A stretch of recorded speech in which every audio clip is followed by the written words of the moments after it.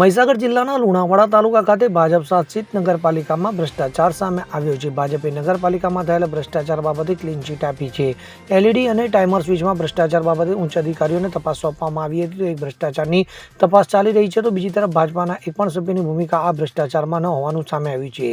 ભાજપના કોર્પોરેટર દ્વારા ચીફ ઓફિસરને લેખિતમાં રજૂઆત કરાઈ છે. ઉપરાંત બદનામ કરવાની કોશિશને કાર્યવાહી કરવી તેવું લેખિત રજૂઆતમાં ઉલ્લેખ કરવામાં આવ્યો હતો. જ્યારે બીજી તરફ વિરોધ પક્ષના નેતા રાકેશભાઈ પંડ્યા દ્વારા પાલિકાને બદનામ કરવાની સાજિશ કરી રહ્યું હોવાનું ભાજપના સભ્યો જણાવી રહ્યા છે. તો વિરોધ પક્ષના નેતાના બેનામી સંપત્તિ અને અનાલિકલી બાંધકામને તોડવાની પાલિકાની નોટિસોનો વિરોધ માટે પાલિકાના પ્રમુખ ડોક્ટર કીર્તિ પટેલ સામે અનેક મુદ્દાઓને લઈને વિરોધ કરી પ્રજાનું ધ્યાન બીજે ખેંચવાના પ્રયત્નો કરવામાં આવી રહ્યા છે. તો લુણાવાડાના પ્રમુખ પદે થોડા દિવસોમાં ભ્રષ્ટાચારની વિજિલન્સ તપાસ કરવાની તૈયારીઓ કરી રહ્યા છે. તો પાછળ 2.5 વર્ષ તેમજ જ એમના 7 મહિનાના શાસનની વિજિલન્સ તપાસ કરાવવાની તૈયારી બતાવી છે. તો લુણાવાડા નગરપાલિકામાં પ્રમુખ દ્વારા કોઈ ભ્રષ્ટાચાર કરવામાં આવ્યો નથી, તો બીજેપીને બદનામ કરવાનું એક સોચી સમજી ચાચી હોવાનું તેમણે જણાવ્યું હતું.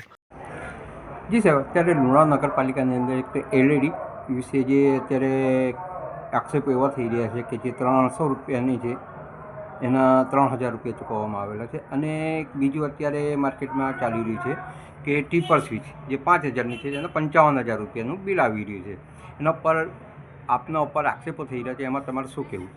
વિરોધ પક્ષના નેતા રાકેશભાઈ પંડ્યા જે આક્ષેપો લગાવે છે તે બિલકુલ પાયાવિહોણા છે, બેબુનિયાદ આક્ષેપો લગાવે છે.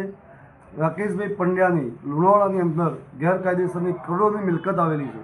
લુણાવાડા નગરપાલિકા દ્વારા દબાણ તોડવાની ઝુંબેશ ફૂલ કડક હાથે કામ કરવામાં આવ્યું છે. આજે રાકેશભાઈ પંડ્યા ફફડી ગયા છે અને જેમ કેમ પ્રકારે અમને બદનામ કરવા માટેના કાવતરા કરી રહ્યા છે. આ જ એલઈડીની ખરીદી રાકેશભાઈ પંડ્યાના વાઇફ મીનાબેન પંડ્યા ઉપપ્રમુખ હતા. એ સમયમાં 4847 રૂપિયામાં એક એલઈડી ખરીદેલી છે. એ હું આધાર પુરાવા સાથે તમને બતાવી રહ્યો છું. અને એ એલઈડી 4800 રૂપિયામાં ખરીદી ત્યારે તેમને ભ્રષ્ટાચાર નહોતો દેખાતો, પરંતુ એમને ફક્ત અને ફક્ત પ્રમુખ બનવા માટે સૌ પ્રથમ એઓ પહેલાં ભાજપમાં આવ્યા. ભાજપમાં તો ના મેળ પડતા તે કોંગ્રેસમાં ગયા. કોંગ્રેસમાં બી કરોડો રૂપિયાનો ધુમાડો કર્યો અને તે છતાં બી સક્સેસ ન ગયા. ફરી પાછા ભારતીય જનતા પાર્ટીમાં આવવાનો પ્રયાસ કર્યો, પરંતુ ભારતીય જનતા પાર્ટીના એને નકારી દીધા. ત્યારે તેઓ બેબાકડા બની અને આવા ખોટા આક્ષેપો કરી રહ્યા છે.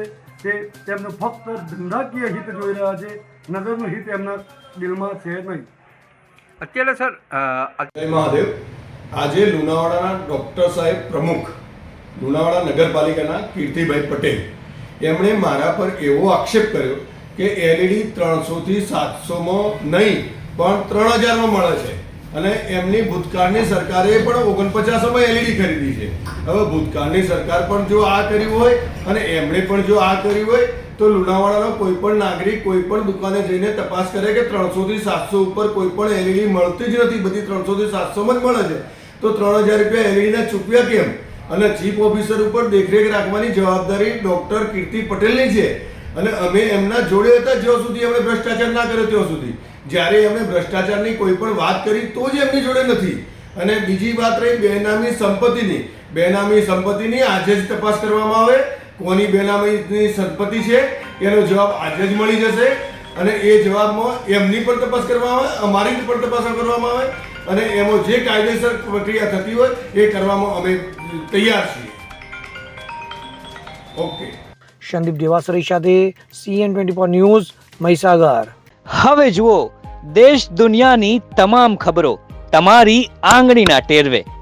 ઉઠાવો મોબાઈલ અને Google Play Store પરથી ડાઉનલોડ કરો અમારી CN24 ન્યૂઝ મોબાઈલ એપ.